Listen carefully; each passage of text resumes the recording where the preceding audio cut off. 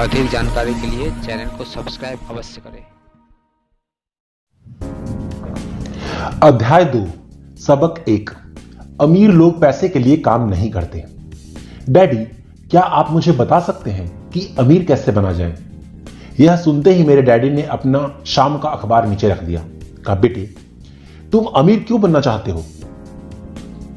क्योंकि आज जिम्मी की मम्मी अपने नए कैडलिक कार में आई है और वो लोग पिकनिक पर अपने समुद्र वाले तट वाले घर पे जा रहे हैं।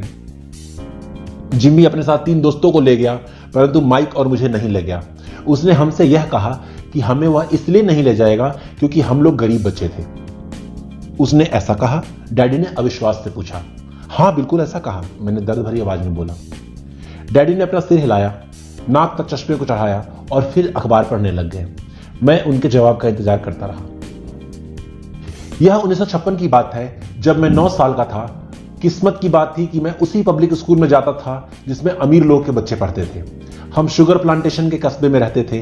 प्लांटेशन के मैनेजर और कस्बे के मालिक अमीर लोग जैसे डॉक्टर, बिजनेसमैन, बैंकर और बच्चों को पहली क्लास से 6ठी क्लास तक इसी स्कूल में भेजते थे। 6ठी क्लास के बाद बच्चों को प्राइवेट स्कूल में भेजा जाता था।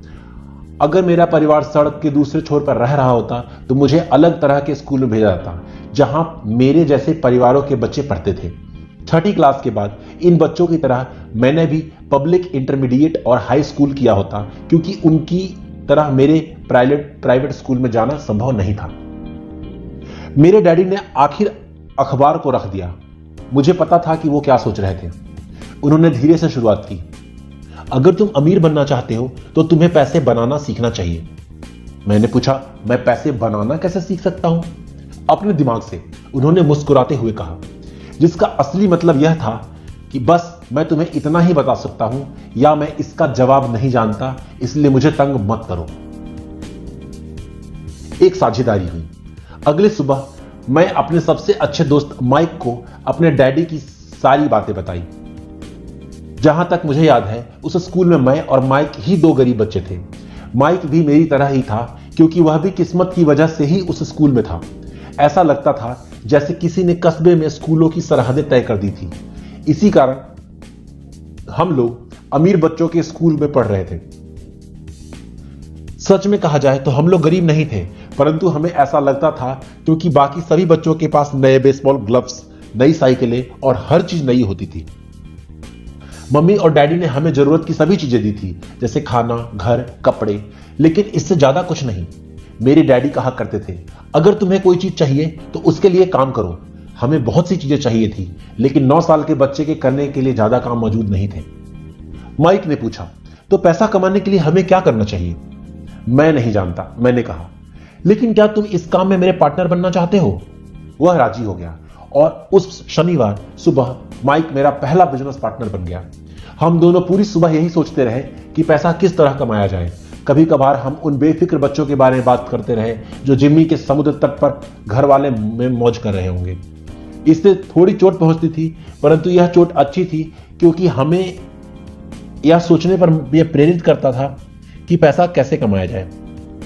आखिरकार उस दोपहर को हमारे दिमाग में बिजली सी कौंध गई। एक ऐसा विचार था जो माइक ने किसी विज्ञान की किताब में पढ़ा था। रोमांचित होकर हमने अपने हाथ मिलाए और पार्टनरशिप के पास अब एक बिजनेस था। अगले कुछ हफ्ते तक मैं और माइक आसपास के इलाकों में दौड़ भाग करते रहे। हम दरवाजों पर दस्तक देते थे और पड़ोसियों से कहते थे कि अपने इस्तेमाल किए हुए टूथपेस्ट ट्यूब हमारे लिए रख लें। हैरत से हमें देखते हुए ज्यादातर लोगों ने मुस्कुराकर हमारी बात मान ली थी। कुछ ने हमसे पूछा कि टूथपेस्ट हमें क्यों चाहिए। इसके जवाब में हमने कहा कि हम यहां आपको नहीं बता सकते, यह एक बिजनेस सीक्रेट है। सप्ताह गुजरते गए और मेरी मां बहुत दुखी हो गई। अपने कच्चे माल को इकट्ठा करने के लिए हमने जो जगह चुनी थी वह उनकी वॉशिंग मशीन के पास थी। एक भूरे कार्डबोर्ड के डिब्बे में, जिसमें कभी केचप की बोतलें रखते थे, हमारे इस्तेमाल के लिए टूथपेस्ट की ट्यूब्स की संख्या बढ़ने लगी। आखिर एक दिन मेरी मां के सब्र का बांध टूट गया। पड़ोसियों के तुड़े मुड़े और इस्तेमाल किए हुए टूथपेस्ट ट्यूब्स देखते देखते वो ऊब गई थी। उन्होंने पूछा, तुम लोग क्या कर रहे हो? मैं यह नहीं सुनना चाहती कि यह एक बिजनेस सीक्रेट है। इस कचरे को साफ कर दो या मैं इसे उठाकर बाहर फेंक देती हूं। माइक और मैंने उनके हाथ पैर जोड़े और उन्हें यह बताया कि यह जल्दी ही हमारा कचरा माल पर्याप्त जमा हो जाएगा और फिर हम उत्पादन शुरू कर देंगे। हमने उन्हें बताया कि हम कुछ पड़ोसियों का इंतजार कर रहे हैं ताकि वे अपने टूथपेस्ट के ट्यूब्स खत्म कर लें। मां ने हमें 1 हफ्ते की मोहलत और दे दी। उत्पादन शुरू होने की तारीख करीब आ गई थी। दबाव बढ़ चुका था। हमारे वेयर हाउस की मालिक यानी मेरी मां ने हमारी पहली पार्टनरशिप कंपनी की जगह खाली करने का नोटिस थमा दिया था। अब माइक का यह काम था कि पड़ोसियों को अपने टूथपेस्ट जल्दी खत्म करने के लिए कहे और साथ में यह भी जोड़ दे कि दांत के डॉक्टरों का कहना है कि दिन में कई बार ब्रश करना चाहिए। मैं उत्पादन की प्रक्रिया को ठीक ठाक करने में जुट गया। एक दिन मेरे डैडी अपने दोस्त के साथ कार में बैठकर पोर्च में आए और उनके आश्चर्य का ठिकाना नहीं रहा जब उन्होंने वहां 9 साल के 2 बच्चों को उत्पादन की प्रक्रिया में पूरी तरह गति से जुटे देखा। एक जगह बारीक सफेद पाउडर बिखरा हुआ था, एक लंबी मेज पर स्कूल से लाए हुए दूध के कार्टन थे और हमारे परिवार के हिचाबी ग्रिल लाल दहकते कोयलों के साथ अधिकतम गर्मी पर जल रही थी। डैडी सावधानी से चलकर हमारे करीब आए। चूंकि हमारे उत्पादन की प्रक्रिया ने पोर्च पर करना शुरू कर लिया था, इसलिए उन्हें कार बाहर ही खड़ी करनी पड़ गई। जब वे अपने दोस्त के पास आए तो उन्होंने कोयले के ऊपर रखा एक स्टील का बड़ा बर्तन देखा जिसमें टूथपेस्ट के ट्यूब पिघल रहे थे। उन दिनों टूथपेस्ट प्लास्टिक के ट्यूब्स में नहीं आते थे, ट्यूब शीशे के बने होते थे। एक बार पेंट जल जाने के बाद हम ट्यूब्स को स्टील के बर्तन में डाल देते थे ताकि वह पिघलकर द्रव का रूप में आ सके और इस पिघले शीशे को हम छोटे छेद वाले दूध के कार्टनों में डाल रहे थे। दूध के इन कार्टनों में प्लास्टर ऑफ पेरिस भरा था। इस तरह फैला सफेद पाउडर प्लास्टर ही था जिसमें हमने पानी मिलाया था। जल्दबाजी में मैंने उसके बैग को गिरा दिया था। पूरी तरह से जमीन ऐसी लग रही थी जैसे अभी अभी वहां बर्फ का तूफान आया हो। दूध के कार्टन बाहरी बक्सों के बाहर थे जिसके भीतर प्लास्टिक ऑफ पेरिस के सांचे थे। मेरे डैडी और उनके दोस्त हमें देखते रहे और हम पिघले हुए शीशे को प्लास्टिक ऑफ पेरिस के ट्यूब के ऊपर से छोटे से छेद में डालते रहे। संभल कर, मेरे डैडी ने कहा। मैंने बिना सिर उठाए हामी भर दी। आखिरकार जब शीशे को डालने काम खत्म हो गया तो मैंने स्टील के बर्तन को नीचे रख दिया और अपने डैडी की तरफ मुस्कुराया। उन्होंने हल्की मुस्कान के साथ पूछा, तुम लोग कर क्या रहे हो? हम वही कर रहे हैं जो आपने बताया था, हम अमीर बनने जा रहे हैं, मैंने कहा। हां, माइक ने सिर हिलाते हुए और मुस्कुराते हुए कहा, हम दोनों पार्टनर हैं। डैडी ने पूछा, और इन प्लास्टर के सांचे में क्या है? देखिए, मैंने कहा, इसमें एक बहुत अच्छी चीज है। छोटे से हथौड़े से मैंने सील को तोड़ा जिससे बाहरी खोल टूट गया। सावधानी से मैंने ऊपर के आधे प्लास्टर को हटाया और जस्ते का एक सिक्का बाहर गिर गया। हे भगवान, मेरे डैडी ने कहा, तो तुम लोग जस्ते के सिक्के को ढाल रहे थे? बिल्कुल सही, माइक ने कहा, हम वही कर रहे थे जैसा आपने हमें कहा था, हम पैसा बना रहे थे। मेरे डैडी के दोस्त जोर से हंसने लग गए। मेरे डैडी भी मुस्कुराए। उन्होंने अपना सिर हिलाया। उनके सामने आग और टूथपेस्ट के ट्यूब के बक्से के साथ सफेद धूल में लिपटे हुए 2 बच्चे खड़े थे जो इस कान से उस कान तक खुलकर मुस्कुरा रहे थे। उन्होंने हमसे कहा कि हम सब कुछ छोड़कर उनके साथ चलें और घर के सामने वाली सीढ़ी पर बैठे। मुस्कुराते हुए उन्होंने हमें जालसाजी शब्द का मतलब समझाया। हमारे सपने धराशायी हो गए थे। तो आपका मतलब है कि यह गैर कानूनी है? माइक ने कांपती आवाज में पूछा। छोड़ो भी, डैडी के दोस्त ने कहा, हो सकता है बच्चे अपनी जन्मजात प्रतिभा को विकसित कर रहे हो। मेरे डैडी उन्हें घूरते रहे। हां, यह गैर कानूनी है, डैडी ने नरमी से कहा, परंतु तुम लोगों ने यह साबित कर दिया है कि तुम में बहुत ज्यादा रचनात्मकता और मौलिक विचार हैं। इसी तरह आगे बढ़ते रहो, मुझे तुम पर गर्व है। निराश होकर मैं और माइक तकरीबन 20 मिनट तक चुपचाप अपना सिर पकड़कर बैठे रहे।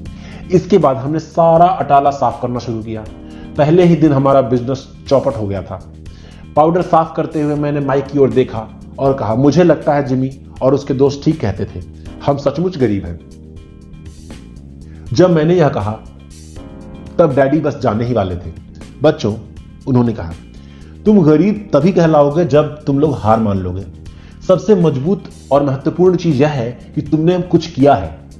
ज्यादातर लोग केवल अमीर बनने के बारे में बातें करते हैं और उसके सपने को देखते रहते हैं। तुमने कुछ किया है। मुझे तुम दोनों पर गर्व है। मैं एक बार फिर से यही करूंगा, आगे बढ़े चलो, हार मत मानो। माइक और मैं खामोश खड़े रहे। यह शब्द सुनने में अच्छे थे, परंतु हमें यह पता नहीं था कि हमें करना क्या चाहिए। तो ऐसा क्यों है डैडी, आप अमीर नहीं हैं? मैंने पूछा। क्योंकि मैंने एक स्कूल टीचर बनने का फैसला किया था।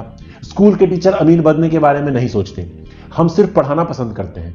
काश कि तुम लोगों की मदद कर सकता, परंतु हकीकत में मैं यह नहीं जानता कि दौलत कैसे कमाई जाती है। माइक और मैं पलटे और अपने सफाई अभियान में जुट गए। डैडी ने कहा, अगर तुम यह सीखना चाहते हो कि अमीर कैसे बना जाता है तो मुझसे मत पूछो माइक, तुम अपने डैडी से यह सवाल पूछो। मेरे डैडी? माइक ने कहा। हां, तुम्हारे डैडी, मेरे डैडी ने मुस्कुराकर दोहराया। तुम्हारे डैडी और मेरा डैडी एक ही, मेरा बैंकर एक ही है और वह तुम्हारे डैडी की बहुत तारीफ करता है। उसने मुझे कई बार यह बताया है कि पैसा बनाने में तुम्हारे डैडी का कोई जवाब नहीं। मेरे डैडी? माइक ने फिर एक बार हैरानी से पूछा। फिर ऐसा क्यों है कि स्कूल के अमीर बच्चों की तरह हमारे पास शानदार कार और आलीशान बंगला नहीं है? शानदार कार और आलीशान बंगले के होने का मतलब यह नहीं होता कि आप निश्चित रूप से अमीर हैं या पैसा बनाने की कला जानते हैं, मेरे डैडी ने जवाब दिया। जिमी के डैडी शुगर प्लांटेशन में काम करते हैं, उनमें और मुझ में ज्यादा फर्क नहीं है।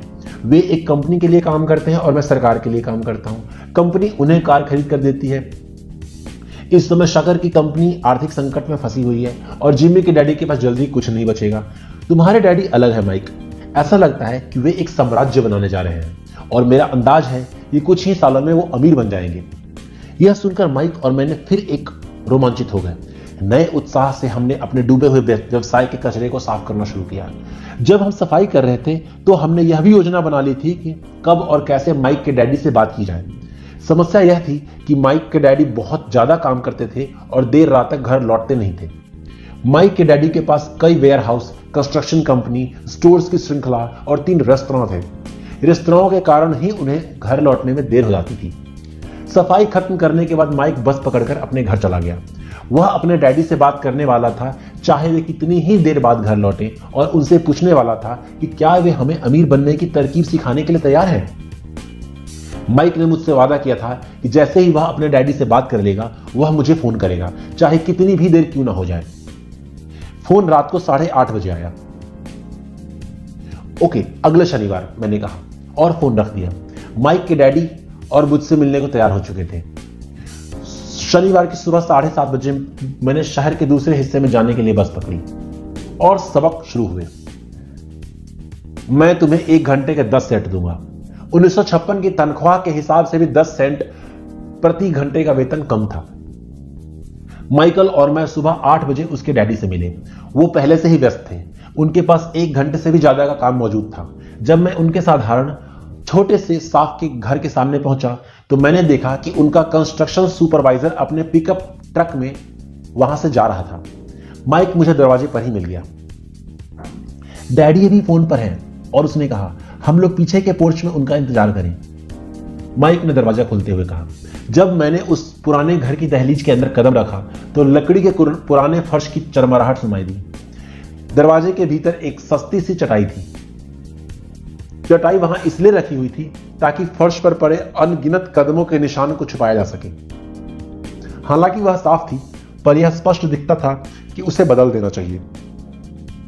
जब मैं संकरे लिविंग रूम में घुसा तो मेरा दम वहीं घुटने लग गया था। वहां पुराने फर्नीचर की बू आ रही थी और निश्चित रूप से उस फर्नीचर को संग्रहालय में तो होना ही चाहिए था। सोफे पर 2 महिलाएं बैठी थी जिनकी उम्र मेरी मां से थोड़ी सी ज्यादा होगी। महिलाओं के सामने एक पुरुष मजदूरों के कपड़े में बैठा हुआ था। उसने खाकी पैंट और खाकी शर्ट पहन रखी थी। हालांकि कपड़े साफ और प्रेस किए हुए थे, परंतु उनमें स्टार्च नहीं किया गया था। उस आदमी की उम्र मेरे डैडी से लगभग 10 साल ज्यादा होगी, शायद 45 साल। जब मैं और माइक उनके पास से गुजरे तो किचन की तरफ जहां से पोर्च का रास्ता था वे मुस्कुराए। मैंने भी जवाब में मुस्कुराकर शर्मा दिया। ये लोग कौन है? मैंने पूछा। अरे ये लोग डैडी के लिए काम करते हैं। बूढ़ा व्यक्ति उनके वेयर हाउसों को संभालता है और महिला रेस्तराओं की मैनेजर है। और तुम उस कंस्ट्रक्शन सुपरवाइजर को देखा ही होगा जो 50 मील दूर एक सड़क परियोजना पे काम कर रहा है। और उनका दूसरा सुपरवाइजर जो बहुत से घर बना रहा है वह तुम्हारे आने से पहले ही जा चुका है। क्या वह ऐसा हमेशा ही करता है? मैंने पूछा।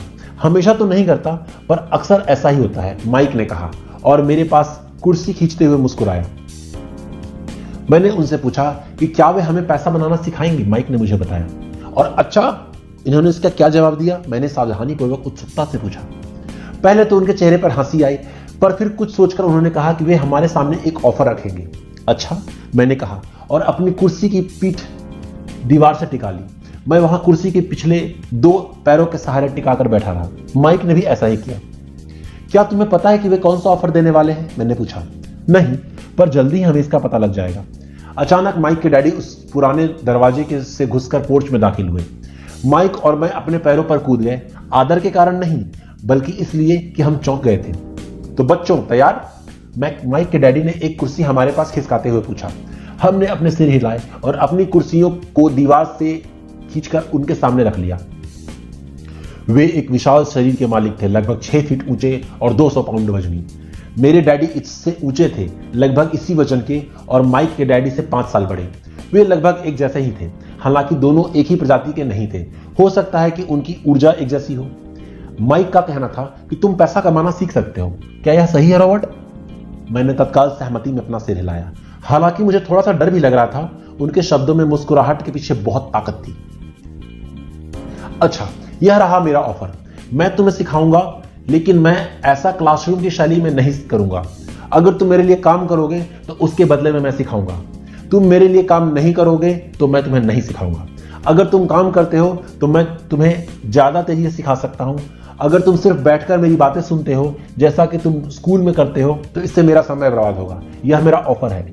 इसे या तो मान लो या फिर वापस लौट जाओ। क्या मैं आपसे एक सवाल कर सकता हूं? मैंने पूछा। नहीं, इसे या तो मान लो या फिर वापस लौट जाओ। मेरे पास बर्बाद करने के लिए फालतू समय नहीं है। अभी ढेर सा काम पड़ा हुआ है। अगर तुम्हें तत्काल फैसला करने की क्षमता नहीं है तो तुम कभी पैसे कमाना नहीं सीख पाओगे। मौके आते हैं और चले जाते हैं, इसलिए तत्काल निर्णय लेने की क्षमता एक महत्वपूर्ण कला है। तुमने जैसा चाहा था वैसा एक मौका तुम्हारे सामने मौजूद है। अगले 10 सेकंड में या तो पढ़ाई शुरू हो जाएगी या फिर यह हमेशा के लिए खत्म हो जाएगी। माइक के डैडी ने चिढ़ाने वाली मुस्कुराहट के साथ कहा। मंजूर, मैंने कहा। मंजूर, माइक ने कहा। बहुत बढ़िया, माइक के डैडी ने कहा। 10 मिनट में मिसेज मार्टिन आ जाएगी। उनसे बात करने के बाद मैं तुम्हें उनके साथ भेज दूंगा और तुम लोगों का काम शुरू हो जाएगा। मैं तुम्हें हर घंटे के 10 सेंट दूंगा और तुम हर शनिवार 3 घंटे काम करोगे। पर आज तो मेरा सॉफ्टबॉल का मैच है, मैंने कहा। माइक के डैडी ने अपनी आवाज को धीमा परंतु कड़क करके कहा। या तो मान लो या फिर वापस लौट जाओ। मान लिया, मैंने जवाब दिया। सॉफ्टबॉल खेलने के बजाय काम करने और सीखने का विकल्प चुनने में समझदारी थी। 30 सेंट बाद शनिवार की खुशनुमा सुबह 9 बजे माइक और मैं मिसेज मार्टिन के साथ काम कर रहे थे। वे एक दयालु और धैर्यवान महिला थी। वे हमेशा कहा करती थी कि माइक और मुझे देखकर उन्हें अपने दोनों बच्चों की याद आ जाती है जो अब बड़े हो गए हैं तथा दूर चले गए हैं। हालांकि वे दयालु थी परंतु कड़ी मेहनत में विश्वास करती थी, इसलिए वे हमेशा काम में जुटी रहती थी। वे बहुत कड़क मैनेजर थी। हम 3 घंटे तक डिब्बाबंद सामानों को शेल्फ पर से उतारते थे, उनकी धूल साफ करते थे और फिर उन्हें करीने से जमाते थे। यह बड़ी मेहनत का काम था और बोरियत भरा भी। माइक के डैडी को मैं अपनी अमीर डैडी कहता हूं। उनके पास इस तरह के 9 सुपरेट्स थे जो पार्किंग के लिए बहुत सी जगह थी। वे 7 से 11 कन्वीनियंस स्टोर्स के शुरुआती संस्करण थे।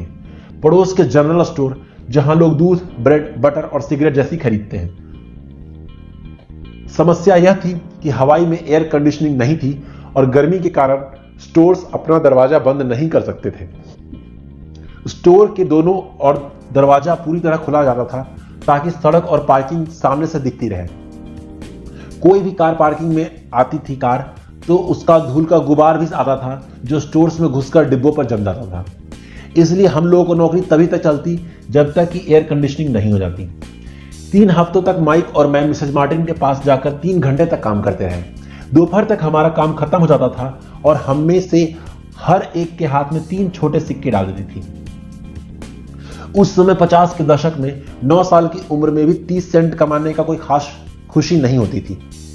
तब कॉमिक्स की कीमत 10 सेंट हुआ करती थी, इसलिए मैं अपनी कमाई को कॉमिक्स पर खर्च कर देता था और घर लौट जाता था। चौथे हफ्ते के बुधवार तक मैंने काम छोड़ने का मन बना लिया था। मैं सिर्फ इसलिए काम करने को तैयार हुआ था क्योंकि माइक के डैडी पैसा कमाना सीखना चाहता था। इसलिए मैं 10 सेंट प्रति घंटे की गुलामी कर रहा था। और सबसे बड़ी बात तो यह थी कि उस पहले शनिवार के बाद मैंने माइक के डैडी को देखा तक नहीं था। मैं काम छोड़ रहा हूं, मैंने लंच के समय माइक से कहा। स्कूल लंच बड़ा निराशाजनक था, स्कूल भी उबाऊ था और अब मेरे पास शनिवार भी नहीं थे जिसका मैं इंतजार कर सकूं। परंतु 30 सेंट के कारण मुझे धक्का पहुंचता था। इस बार माइक मुस्कुराया। तुम किस बात पर हंस रहे हो? मैंने गुस्से और कुंठा से पूछा। डैडी ने कहा था ऐसा ही होगा। उन्होंने कहा था जब तुम काम छोड़ने का फैसला कर लोगे तब वे तुमसे मिलना चाहेंगे। क्या? मैंने आवेश में पूछा। क्या वे मेरे उकता जाने का इंतजार कर रहे थे? कुछ कुछ, माइक ने कहा। मेरे डैडी जरा अलग किस्म के हैं। उनके सिखाने के तरीके तुम्हारे डैडी के पढ़ाने के तरीके से बिल्कुल अलग है। तुम्हारे मम्मी डैडी बहुत बातें करते हैं, दूसरी तरफ मेरे डैडी बहुत कम बोलते हैं। तुम सिर्फ इस शनिवार तक इंतजार कर लो, मैं तुम्हें बता दूंगा कि तुमने काम छोड़ने का फैसला कर लिया है। इसका मतलब यह है कि मेरे साथ नाटक खेला गया है? नहीं, ऐसा नहीं हुआ है, पर शायद हो सकता है। डैडी शनिवार को इस बारे में समझाएंगे। शनिवार को लाइन में लगकर इंतजार करते हुए मैं उनका सामना करने के लिए तैयार था। यहां तक कि मेरे असली डैडी भी उनसे नाराज थे। मेरे असली डैडी, जिन्हें मैं गरीब डैडी कहता हूं, यह मानते थे कि मेरे अमीर डैडी बाल श्रम कानूनों का उल्लंघन कर रहे थे और इस मामले की पूरी तरह जांच होनी चाहिए। मेरे पढ़े लिखे गरीब डैडी ने मुझसे कहा कि मैं सही तनख्वाह मांगू, कम से कम 25 सेंट प्रति घंटा। मेरे गरीब डैडी ने मुझसे कहा कि अगर मेरी तनख्वाह नहीं बढ़ती है तो मुझे तत्काल नौकरी छोड़ देनी चाहिए, और वैसे भी तुम्हें उस घटिया काम की कोई जरूरत नहीं है, मेरे गरीब डैडी ने झल्लाकर कहा। शनिवार को सुबह 8 बजे मैं एक बार फिर माइक के घर उसी पुराने दरवाजे के अंदर घुस रहा था। कुर्सी पर बैठो और लाइन में इंतजार करो, माइक के डैडी ने मेरे घुसते ही कहा। फिर वे अंदर जाकर अपने छोटे से ऑफिस में बैठ गए जो बेडरूम के पास था। मैंने कमरे के चारों तरफ देखा, परंतु माइक मुझे नहीं दिखा। अजीब सा महसूस करते हुए मैं उन्हीं दोनों महिलाओं के बगल में बैठ गया जो मुझे 4 हफ्तों तक वहीं पर मिली थी। वे मुस्कुराई और सोफे पर थोड़ी सी खिसक कर बैठ गई ताकि मैं भी बैठ सकूं। 45 मिनट गुजर गए थे और मैं उबल रहा था। दोनों महिलाएं मुझसे मिलकर तकरीबन 30 मिनट पहले वहां से जा चुकी थी। एक बूढ़ा सा आदमी वहां 20 मिनट तक बैठा रहा, फिर वह भी निकलकर चला गया। घर खाली था और हवाई में खुशनुमा सुबह को मैं सीलन भरे अंधेरे लिविंग रूम में बैठा हुआ था और इस बात का इंतजार कर रहा था कि एक लालची और बच्चों का शोषण करने वाला आदमी मुझसे बात करे। मैं सुन सकता था कि वे फोन पर बातें कर रहे थे, ऑफिस में इधर उधर के काम कर रहे थे और मुझे नजरअंदाज कर रहे थे। मेरी तो इच्छा हो रही थी कि मैं उस घमंडी आदमी से बिना मिले ही घर लौट जाऊं, पर किसी वजह से मैं रुक गया था। आखिर 15 मिनट बाद ठीक 9 बजे अमीर डैडी अपने ऑफिस से बाहर निकले। बिना कुछ कहे उन्होंने हाथ से मुझे इशारा किया और मैं उनके दड़बे में ऑफिस में चला गया।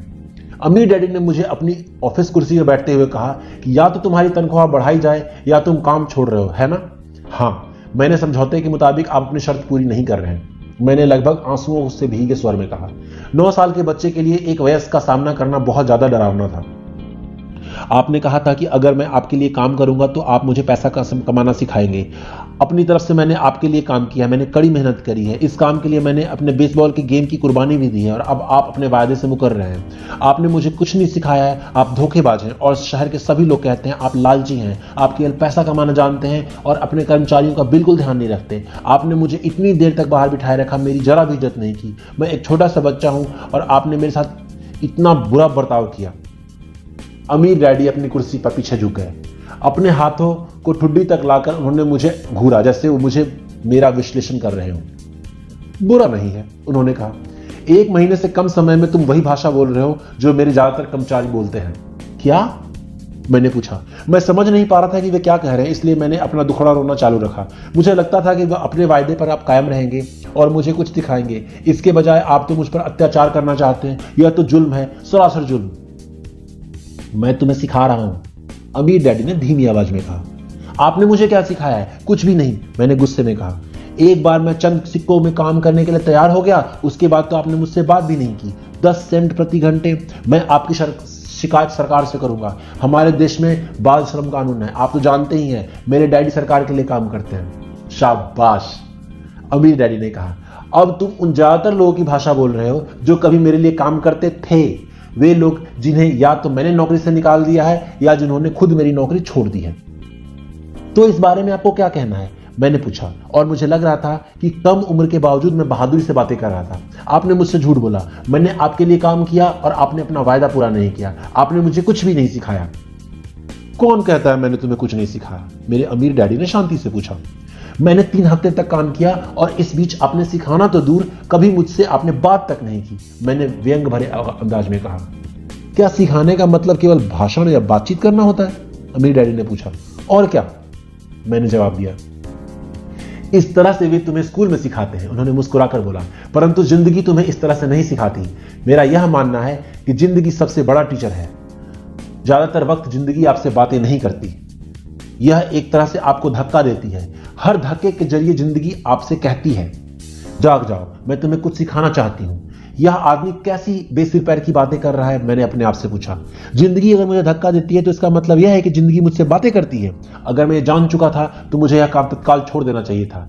मैं किसी ऐसे आदमी से बात कर रहा था जो पागल था और जिसे ताले में बंद रखने की जरूरत थी। अगर तुम जिंदगी के सबक को सीखते हो, इससे तुम्हें बहुत फायदा होगा। अगर तुम ऐसा नहीं करते हो तो जिंदगी तुम्हें लगातार धक्के देती रहेगी।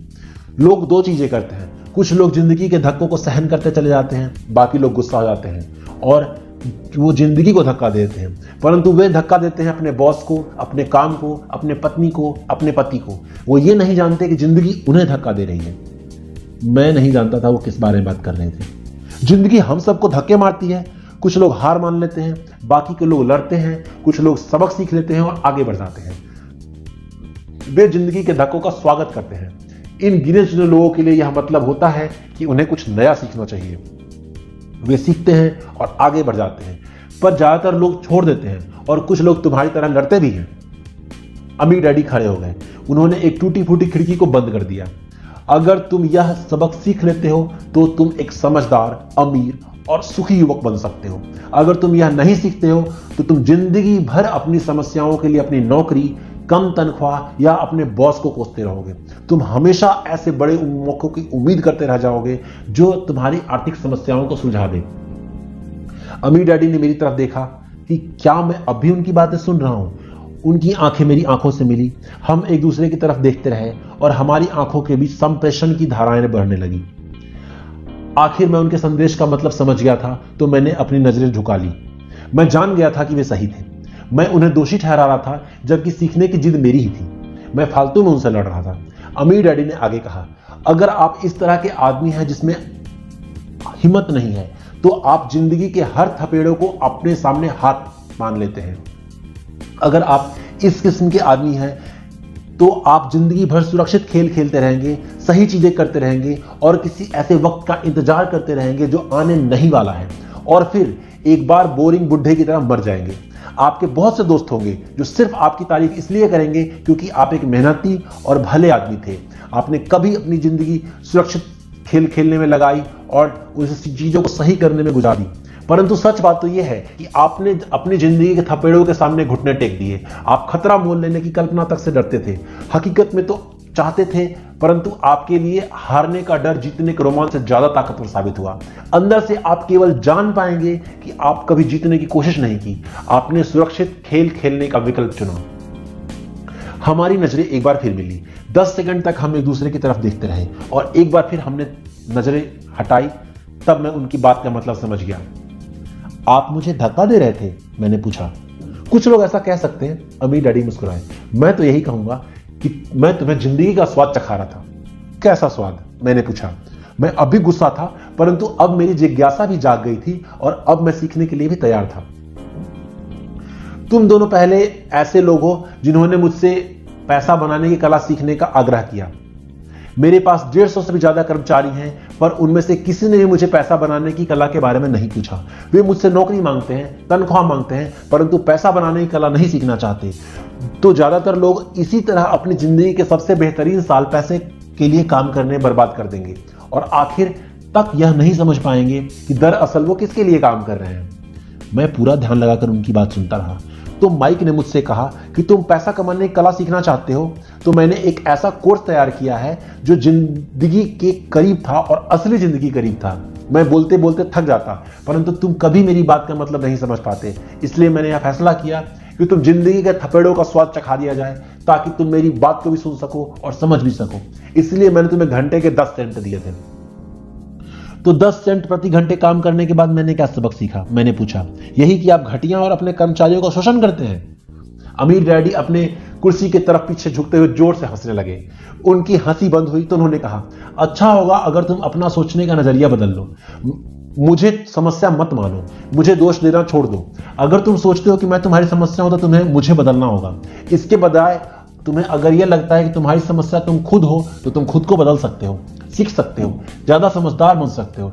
ज्यादातर ये लोग चाहते हैं कि दुनिया का हर आदमी बदल जाए, बस हम खुद ही ना बदले।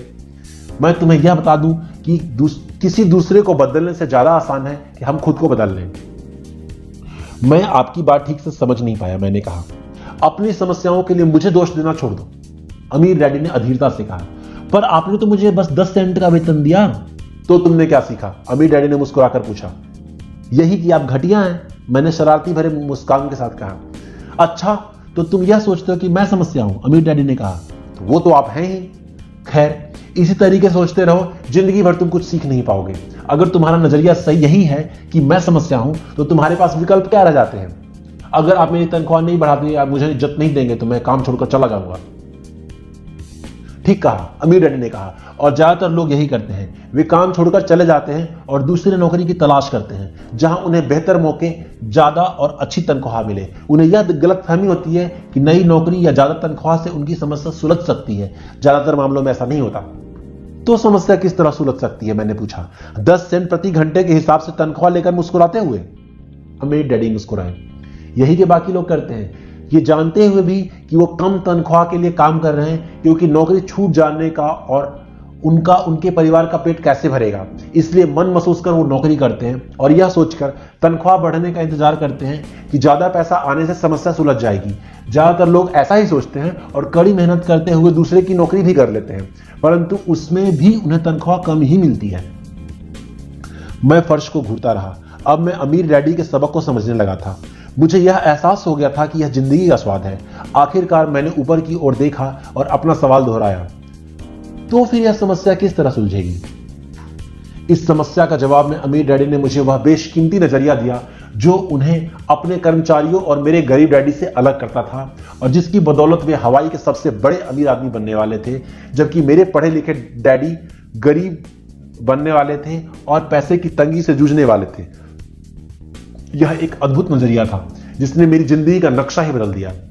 अमीर डैडी ने मुझे बार बार याद दिलाया और वो नजरिया याद दिलाया जिसे मैं पहला सबक कहूंगा। गरीब और मध्यम वर्गीय लोग पैसे के लिए काम करते हैं, अमीरों के लिए पैसा काम करता है।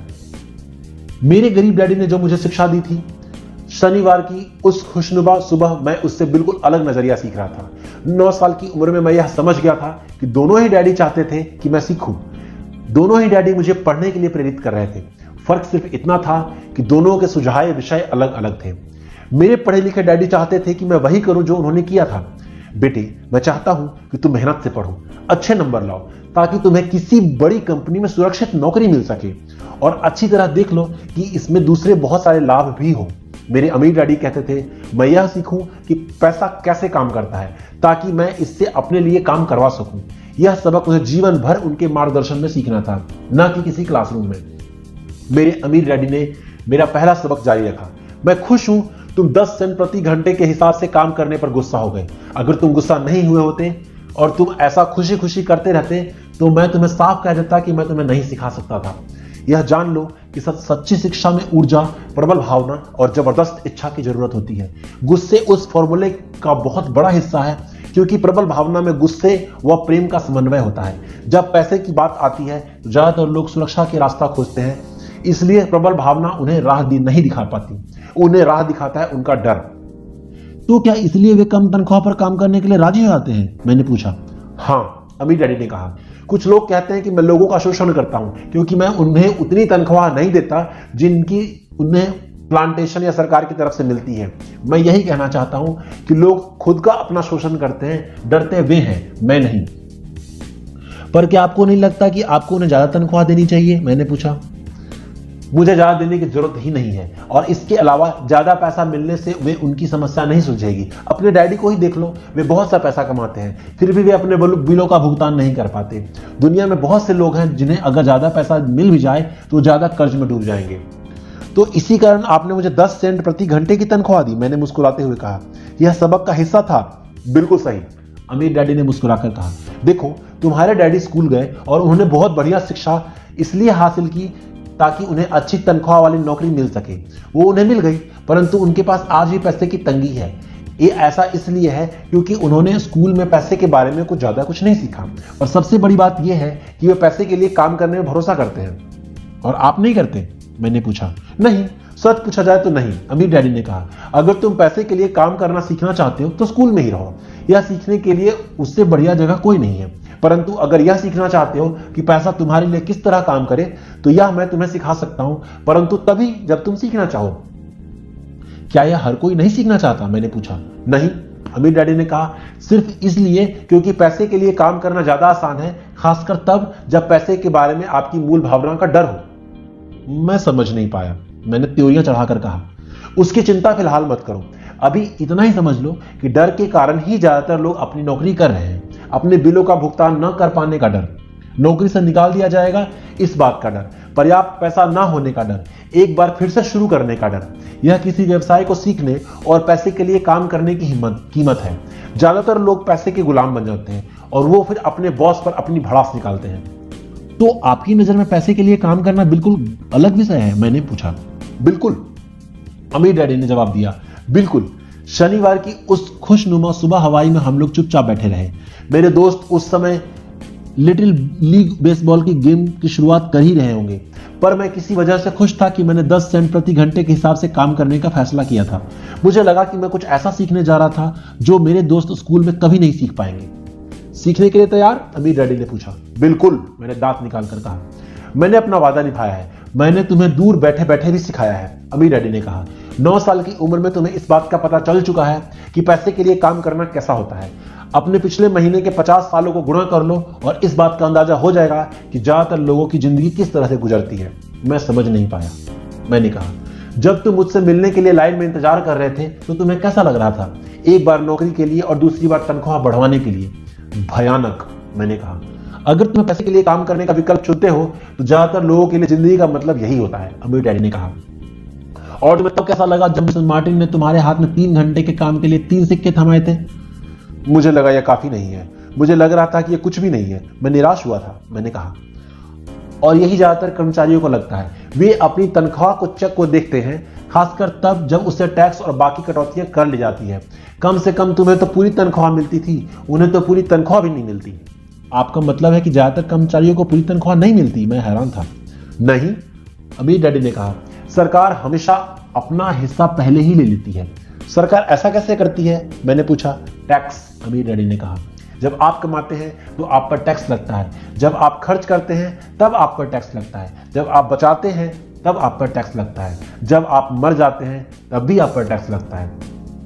लोग सरकार को ऐसा करने क्यों देते हैं? अमीर लोग ऐसा नहीं करने देते, अमीर डैडी ने मुस्कुराकर कहा, परंतु गरीब और मध्य वर्गीय लोग ऐसा करने देते हैं। मैं दावा करता हूं कि तुम्हारे डैडी से ज्यादा कमाता हूं, परंतु वे टैक्स ज्यादा चुकाते हैं। यह कैसे संभव है? मैंने पूछा। 9 साल का बच्चा इस अजीब आंकड़े को समझ नहीं पा रहा था। कोई आदमी सरकार को ऐसा करने की इजाजत कैसे दे सकता है? अमीर डैडी चुपचाप बैठे रहे। मैं समझ गया था कि वे चाहते थे मैं सुनूं, ना कि उनसे फालतू का सवाल करूं। आखिर मैं शांत हो गया। जो मैंने सुना था वह मुझे अच्छा नहीं लगा था। मैं जानता था कि मेरे डैडी हमेशा टैक्स का रोना रोते थे, परंतु दरअसल वे इस बारे में कुछ भी नहीं कर पाते थे। क्या जिंदगी उन्हें धक्का दे रही थी? अमीर डैडी मेरी तरफ देखते हुए अपनी कुर्सी में धीमे धीमे खामोशी से हिलने लगे। सीखने के लिए तैयार? उन्होंने पूछा।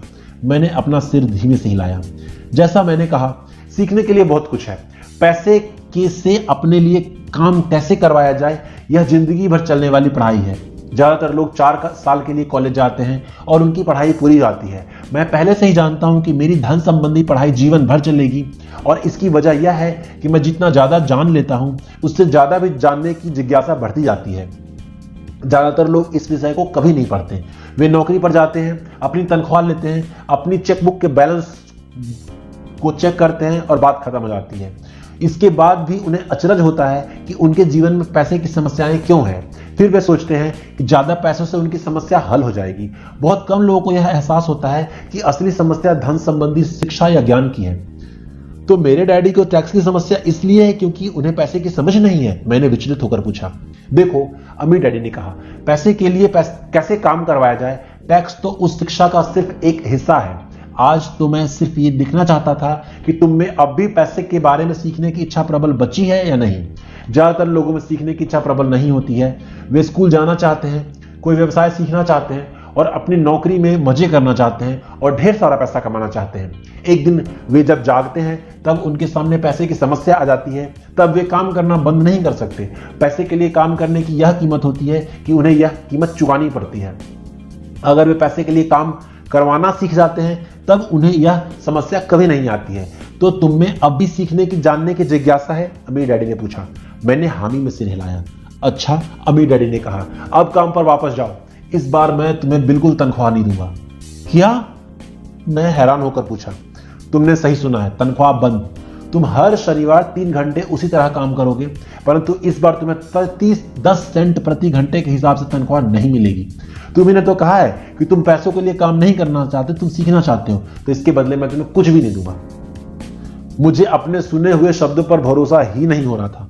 मैंने माइक से पहले ही बात कर ली है।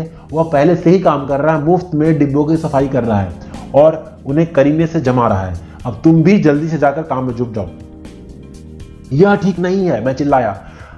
आपको कुछ ना कुछ तो तनख्वाह देनी चाहिए। तुमने कहा था तुम सीखना चाहते हो। अगर तुम इस बात को अभी नहीं सीख पाओगे तो तुम भी उन्हीं 2 महिलाओं और बूढ़े आदमी की तरह बन जाओगे जो मेरे लिविंग रूम में बैठे थे। ये लोग पैसे के लिए काम करते हैं और डरते हैं कि मैं उन्हें नौकरी से ना निकाल दूं। या तुम अपने डैडी की तरह बन जाओगे जो पैसा तो बहुत कमाते हैं परंतु गले तक कर्ज में डूबे रहते हैं। शायद उन्हें यह उम्मीद रहती है कि ज्यादा पैसे से उनकी समस्या सुलझ जाएगी। अगर तुम यही चाहते हो तो एक बार फिर 10 सेंट के अपने पुराने वायदे पर लौटने को तैयार हो।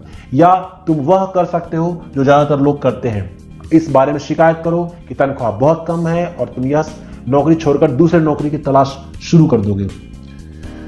मेरी समझ में नहीं आ रहा था मैं क्या करूं। मैंने पूछा। अमीर डैडी ने अपने सिर पर उंगली रखी। इसका इस्तेमाल करो, उन्होंने कहा। अगर तुम इसका सही इस्तेमाल करोगे तो तुम मुझे जल्द ही इस बात के लिए धन्यवाद दोगे कि मैंने तुम्हें मौका दिया और एक दिन तुम बहुत अमीर आदमी बन जाओगे। मैं यहां सोचते हुए खड़ा था कि मुझे कितने घटिया विकल्प को दिया जा रहा है। मैं यहां अपनी तनख्वाह बढ़वाने आया था और मुझे मुफ्त में काम करने के लिए कहा जा रहा है। अमीर डैडी ने एक बार फिर अपनी उंगली को सिर पर रखा और कहा, इसका इस्तेमाल करो, अब यहां से जाओ और काम में जुट जाओ। सबक 1, अमीर लोग पैसे के लिए काम नहीं करते। मैं अपने गरीब डैडी को यह नहीं बताया कि मैं अब मुफ्त में काम कर रहा हूं क्योंकि उन्हें यह समझ में नहीं आता। मैं उन्हें इसकी वजह ठीक से इसलिए नहीं समझा सकता था क्योंकि मैं खुद भी इसे ठीक से नहीं समझ पाया था। अगले 3 हफ्ते माइक और मैं 3 घंटे तक हर शनिवार काम करते रहे मुफ्त में। काम बहुत परेशानी वाला नहीं था और वक्त गुजरते के साथ साथ यह ज्यादा आसान होता जा रहा था। मुझे अफसोस था तो अपने छूटे हुए बेसबॉल गेम्स और कॉमिक्स का। अब मैं उनका मजा नहीं ले सकता था। तीसरे हफ्ते दोपहर में अमीर डैडी आए। हमने उन्हें ट्रक के पार्किंग में आने की आवाज सुनी। वे स्टोर में घुसे और मिसेज मार्टिन को गले लगाकर अभिवादन किया। स्टोर में क्या चल रहा है जानने के लिए वे आइसक्रीम फ्रीजर के पास गए। उनमें से 2 आइसक्रीम निकाली, उनका दाम चुकाया। इसके बाद मेरे और माइक की तरफ इशारा करके कहा, चलो घूमने चलते हैं। हम सड़क के पार गए, कुछ कारों को चकमा दिया और एक बड़े घास के मैदान में टहलने लगे। यहां कुछ वयस्क संगठन सॉफ्टबॉल खेल रहे थे। दूर की पिकनिक टेबल पर बैठकर उन्होंने माइक और मुझे आइसक्रीम दी। कैसा चल रहा है? बढ़िया, माइक ने बताया। मैंने सहमति में सिर हिलाया। कुछ और सीखा? अमीर डैडी ने पूछा। माइक और मैंने एक दूसरे की तरफ देखा, अपने कंधे उचकाए और सिर को ना में हिला दिया। जिंदगी के सबसे बड़े जाल से बचना। अच्छा यह होगा कि तुम बचपन से यह सोचना शुरू कर दो। तुम अब जिंदगी के सबसे बड़े सबक को देख रहे हो।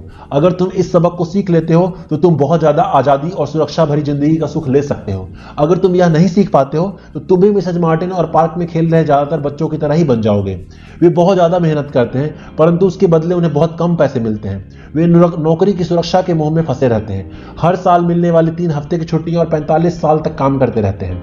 रहने के बाद मिलने वाली थोड़ी सी पेंशन का सपना देखने हैं। अगर इस तरह की जिंदगी जीने में तुम्हें सुख मिलता है तो मैं तुम्हारी तनख्वाह बढ़ाकर 25 सेंट प्रति घंटा कर सकता हूं।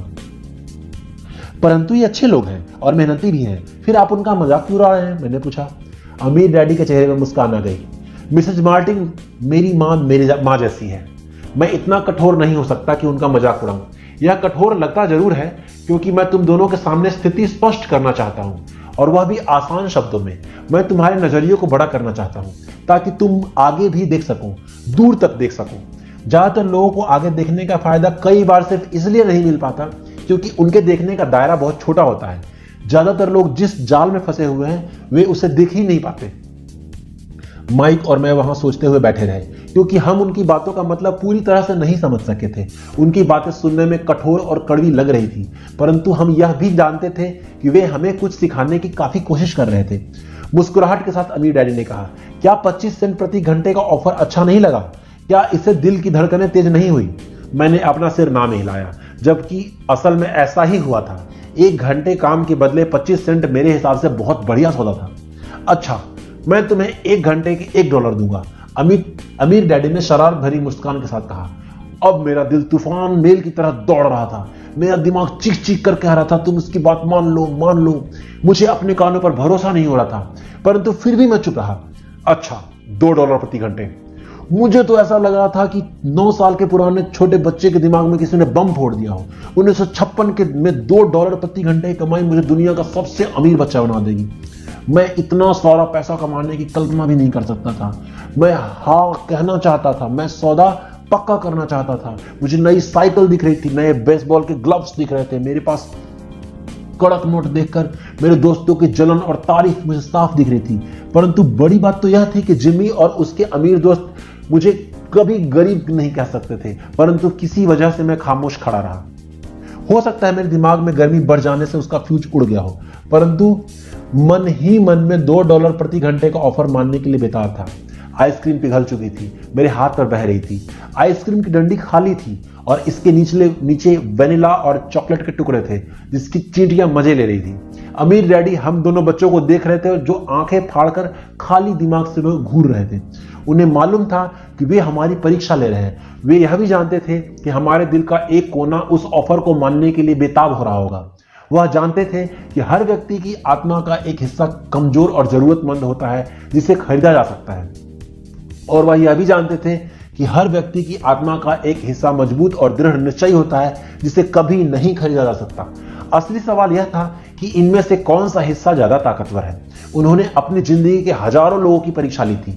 जब वे लोग नौकरी मांगने आए लोगों का इंटरव्यू लेते थे, तो हर बार आत्माओं की परीक्षा लेते थे। अच्छा, $5 प्रति घंटे। अचानक मेरे अंदर शांति छा गई। कुछ था जो बदल गया था। ऑफर बहुत ही बड़ा था और मूर्खतापूर्ण लग रहा था। 1956 में गिने चुने वयस्कों को $5 प्रति घंटे से ज्यादा मिलता होगा। लालच खत्म हो गया था। इसकी जगह शांति ने ले ली थी। धीमे से मैंने अपनी बाईं तरफ खड़े माइक की तरफ मुड़ा। उसने भी मेरी तरफ देखा। मेरी आत्मा का जो कमजोर हिस्सा था, वो जरूरतमंद था, वो खामोश हो चुका था। मेरा वह हिस्सा जिसे खरीदा नहीं जा सकता था, वह आगे आ चुका था। मेरे दिमाग और आत्मा में पैसे से लेकर हुए इस युद्ध में शांति और विश्वास जीत चुके थे। मैं जानता था माइक भी उसी बिंदु पर पहुंच चुका होगा। अच्छा, अमीर डैडी ने धीमे स्वर में कहा, ज्यादातर लोगों की एक कीमत होती है, और उनकी कीमत इसलिए होती है क्योंकि हम सभी में 2 भावनाएं होती है, डर और लालच। पहले तो पैसे के बिना डरने से हमें कड़ी मेहनत करने की प्रेरणा मिलती है। उसके बाद जब हमें तनख्वाह मिलती है तो हमें लालच या इच्छा की भावना जाग जाती है। पैसा होने पर हम उन बढ़िया चीजों के बारे में सोचने पर मजबूर हो जाते हैं जो उस पैसे से खरीदी जा सकती है। इस तरह हमारी जिंदगी का एक पैटर्न बन जाता है। किस तरह का पैटर्न? मैंने पूछा। सुबह जागने, काम पर जाने, खर्च करने। सुबह जागने, काम पर जाने, खर्च करने। लोगों की जिंदगी हमेशा डर और लालच इन्हीं 2 भावनाओं पर चलती है। उन्हें अगर ज्यादा पैसा दे भी दे तो वे इसी पैटर्न पर चलकर अपना खर्चा बढ़ा लेंगे, और इस पैटर्न को मैं चूहा दौड़ कर रहा हूं। क्या कोई दूसरा रास्ता भी है? माइक ने पूछा। हाँ, अमीर डैडी ने धीमे से कहा, पर इसे बहुत कम लोग खोज पाते हैं। और वह रास्ता क्या है? माइक ने पूछा। उसी रास्ते को तुम लोग काम करते हुए मेरे साथ सीखते हुए खोज लोगे, यही मैं उम्मीद करता हूं, और इसी कारण मैंने तुम्हें पैसे देना बंद कर दिया है। इसके बारे में कोई संकेत तो दीजिए, माइक ने कहा। हम लोग मेहनत से काम करते करते थक चुके हैं, खासकर तब जब इसके बारे में हमें कुछ नहीं मिल रहा है। पहला कदम तो यह है कि तुम लोग सच बोलो, अमीर डैडी ने कहा। हम लोग झूठ नहीं बोल रहे हैं, मैंने कहा। मैंने कब कहा कि तुम लोग झूठ बोल रहे हो? मैं तो यह कह रहा हूं कि सच्ची बात कह देनी चाहिए, अमीर डैडी ने जवाब दिया। किस बारे में? मैंने पूछा। इस बारे में कि तुम लोगों को कैसा लग रहा है, अमीर डैडी ने कहा। तुम्हें यह किसी और से कहने की जरूरत नहीं है, सिर्फ अपने आप से सच बोलो। आपके कहने का मतलब यह है कि इस पार्क में मौजूद लोग, आपके लिए काम करने वाले लोग, मिसेस मार्टिन, यह सब लोग ऐसा नहीं करते। मुझे ऐसा ही लगता है, अमीर डैडी ने कहा। इसके बजाय उन्हें हमेशा पैसा नहीं होने का डर सताता रहता है। उस डर का सामना करने के बजाय, सोचने के बजाय कि ये लोग सिर्फ प्रतिक्रिया करते रहते हैं, इस दौरान वे दिल से काम लेते हैं, दिमाग से नहीं। अमीर डैडी ने अपने सिर पर उंगली ठोकते हुए कहा। फिर उनके हाथ में कुछ पैसे आ जाते हैं और उनमें खुशी, इच्छा और लालच की भावनाएं जाग जाती है और एक बार फिर वे दिमाग से सोचने के बजाय दिल से काम करने लगते हैं। तो वे दिल से यानी अपनी भावनाओं से सोचते हैं, माइक ने कहा। बिल्कुल ठीक, अमीर डैडी ने कहा। वे इस बारे में सच नहीं बताते कि उन्हें कैसा लग रहा है। वे अपनी भावनाओं से काम करते हैं और दिमाग से सोचने का कष्ट नहीं उठाते। उन्हें डर लगता है कि वे नौकरी करने लग जाते हैं और आशा करते हैं कि ज्यादा पैसे आने से उनका डर दूर हो जाएगा, परंतु ऐसा नहीं होता। वही पुराना डर उन्हें फिर सताने लगता है। वे फिर नौकरी से डर करने लगाते हैं और फिर आशा करते हैं कि पैसा उनके डर को खत्म कर देगा, परंतु ऐसा नहीं होता। डर के कारण ही वे नौकरी के जाल में फंसे रहते हैं, पैसा कमाते हैं, काम करते हैं, पैसा कमाते हैं और आशा करते हैं कि डर से उनका पीछा छूट जाएगा, परंतु हर रोज जब वो उठते हैं, उनका पुराना डर भी उनके साथ उठता है। वही पुराना डर करोड़ों लोगों के साथ रात भर जगाता है उन्हें और उनकी रात बहुत चिंता और परेशानियों में गुजरती है। इसलिए वे उठते हैं, काम पर जाते हैं, यह आशा करते हैं कि तनख्वाह के चेक से उनके दिल में कुतरने वाले डर के मौत के घाट उतार देंगे, परंतु सच ऐसा नहीं है। सच तो बात ऐसा है कि पैसा उनकी जिंदगी को चला रहा है, परंतु वे इस बारे में कभी सच नहीं बोलते हैं। पैसे ने उनकी भावनाओं पर कब्जा कर लिया है और उनकी आत्माओं पर भी। यह कहकर अमीर डैडी खामोश हो गए ताकि उनके शब्दों में छुपा संदेश हमारे अंदर चला जाए। माइक और मैंने उनकी बातें सुनी थी, परंतु हम उनका मतलब पूरी तरह नहीं समझ पाए थे। मुझे अक्सर यह हैरानी होती थी कि लोगों को ऑफिस जाने में इतनी जल्दी क्यों होती है। उन्हें अपनी नौकरी में खास मजा नहीं आता था, वे कभी खुश भी नहीं दिखते थे। फिर क्या वजह थी जो उन्हें जल्दी ऑफिस पहुंच जाने के लिए प्रेरित करती थी? जब अमीर डैडी ने यह देख लिया कि हम जितना समझ सकते थे हमने उतना समझ लिया है, तो उन्होंने आगे कहा, मैं यह चाहता हूं कि तुम लोग इस जाल से बचो। दरअसल मैं तुम्हें यही सिखाना चाहता हूं। मेरा मकसद तुम्हें सिर्फ अमीर बनाना सिखाना नहीं है, क्योंकि अमीर बनने से समस्या नहीं सुलझेगी। अमीर बनने से समस्या नहीं सुलझेगी? मैंने आश्चर्य से पूछा। नहीं, बिल्कुल नहीं। मुझे दूसरी भावना, इच्छा के बारे में और अपनी बातें पूरी करने दो। कुछ लोग इसे लालच कहते हैं, परंतु मैं इसे इच्छा कहना ज्यादा पसंद करता हूं। यह बुरा नहीं है कि हम किसी बेहतर, ज्यादा सुंदर, ज्यादा सुखद या रोमांचक चीज की इच्छा रखें। लोग इच्छा की वजह से भी पैसे के लिए काम करते हैं। उन्हें सुख के लिए भी पैसे की जरूरत होती है, क्योंकि वे मानते हैं कि सुख को पैसे से खरीदा जा सकता है, परंतु पैसा जो खुशी देता है वह अक्सर पल भर की होती है।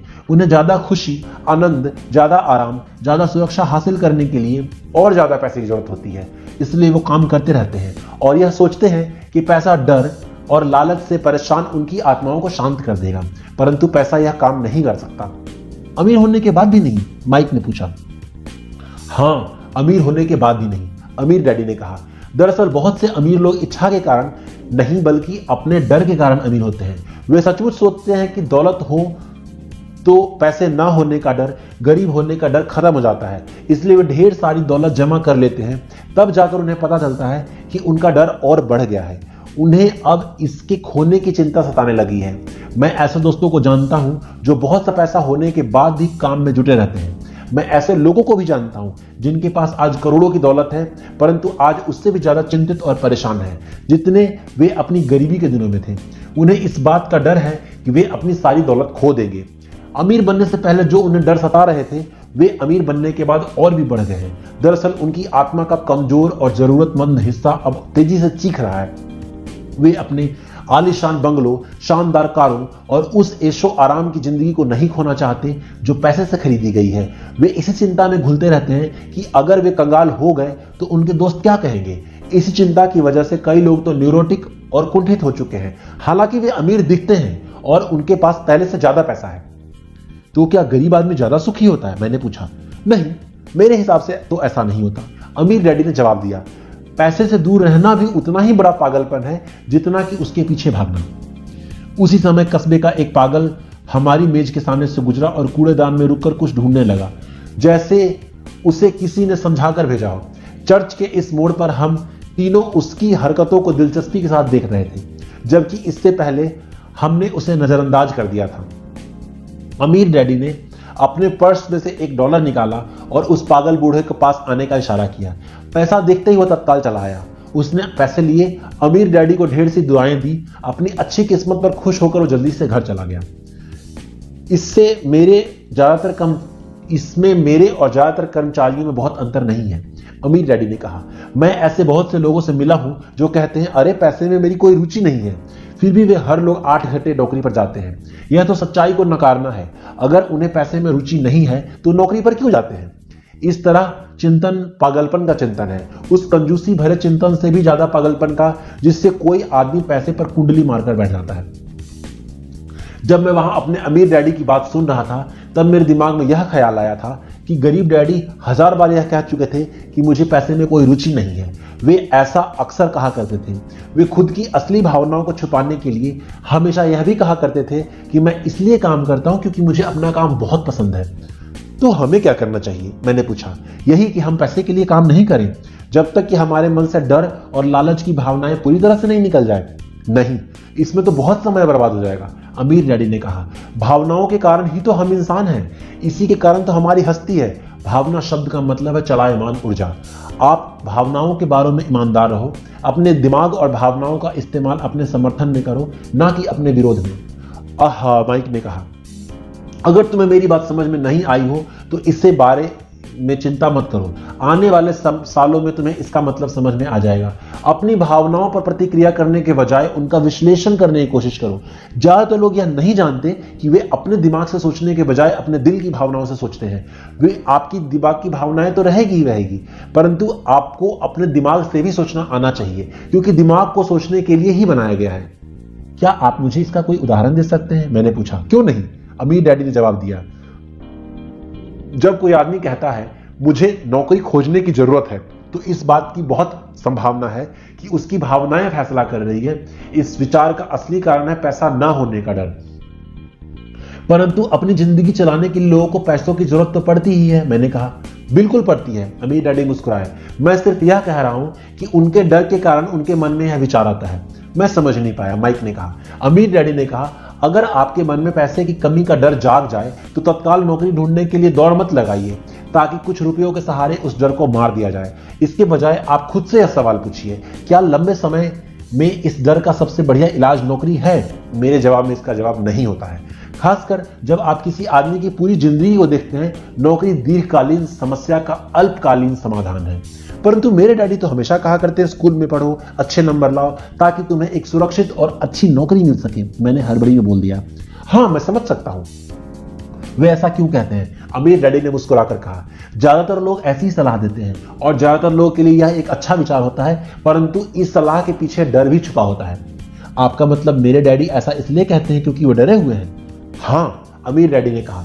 वे घबराए हुए हैं क्योंकि शायद तुम पैसा नहीं कमा पाओगे और समाज में नहीं फिट हो पाओगे। मुझे गलत मत समझना, वे तुम्हें प्यार करते हैं और तुम्हारा भला चाहते हैं। मैं सोचता हूं कि उनका डर सही भी है। शिक्षा और नौकरी महत्वपूर्ण है, परंतु इससे डर का इलाज नहीं होगा। वही डर जो तुम्हें सुबह उठकर कुछ रुपए कमाने के लिए प्रेरित करता है, उसी डर के कारण वे तुम्हें स्कूल जाने पर इतना जोर देते हैं। तो आपकी सलाह क्या है? मैंने पूछा। मैं चाहता हूं तुम पैसे की ताकत पर काबू पाना सीखो। पैसे का डर तुम्हारे दिमाग से निकल जाना चाहिए और स्कूल में यह नहीं सिखाया जाता। अगर तुम इसे नहीं सीखोगे तो तुम पैसों के गुलाम बन जाओगे। अब उनकी बातें मेरी समझ में आ रही थी। वे हमारे विचारों को ज्यादा व्यापक बनाना चाहते थे। वे चाहते थे कि मिसेज मार्टिन नहीं देख सकती थी, उनके कर्मचारी वो नहीं देख सकते थे, या मेरे डैडी तक नहीं देख सकते थे। वह देखने की योग्यता हमारे अंदर आ जाए। उन्होंने जो उदाहरण दिए थे उस समय कठोर और जरूर लग रहे थे, लेकिन मैं उन्हें कभी नहीं भूला। मेरा नजरिया उस दिन बहुत बड़ा हो गया था। अब मैं उस जाल को देख सकता था जो ज्यादातर लोगों के सामने बिछा होता है। देखो, आखिरकार हम सभी लोग कर्मचारी हैं, हम केवल अलग अलग स्तरों पे काम करते हैं, अमीर डैडी ने कहा। मैं तुम लोगों से बस यही चाहता हूं कि तुम लोग इस जाल से बचे रहो, डर और लालच, इन दो फंदों से बनने वाले जाल से। इनका इस्तेमाल अपने समर्थन में करो, अपने विरोध में नहीं। मैं तुम्हें यही सिखाना चाहता हूं। तुम लोगों को यह नहीं सिखाना चाहता कि ढेर सारा पैसा कैसे इकट्ठा कर लिया जाए। उससे डर या लालच को नहीं जीता जा सकता। अगर तुम्हें डर और लालच पर काबू पाना नहीं आता तो तुम चाहे कितनी भी अमीर बन जाओ, असलियत में तुम एक बड़ी तनख्वाह पालने वाले गुलाम ही रहोगे। तो फिर हम किस तरह इस जाल से बच सकते हैं? मैंने पूछा। गरीबी या पैसे की तंगी खास कारण डर और अज्ञान होता है, ना कि अर्थव्यवस्था या सरकार या अमीर लोग। यह खुद का ओढ़ा हुआ डर या अज्ञान होता है जो लोगों को इस जाल में फंसाए रखता है। इसलिए तुम बच्चों को स्कूल जाना चाहिए और अपने कॉलेज की पढ़ाई पूरी करनी चाहिए। मैं तुम लोगों को यह जरूर सिखाऊंगा कि इस जाल से कैसे बचा जा सकता है। पहेली के टुकड़े अब सामने आ चुके थे। मेरे पढ़े लिखे डैडी के पास बड़ी डिग्रियां थी और एक बढ़िया करियर भी था, परंतु स्कूल ने उन्हें कभी नहीं सिखाया कि धन या अपने डर को किस तरह काबू में करा जा सकता है। अब मैं समझ चुका था कि मैं अपने दोनों डैडियों से अलग अलग महत्वपूर्ण बातें सीख सकता हूं। तो आप पैसा न होने के डर के बारे में बात कर रहे थे। पैसे की इच्छा किस तरह हमारी सोच पर असर डालती है, माइक ने पूछा।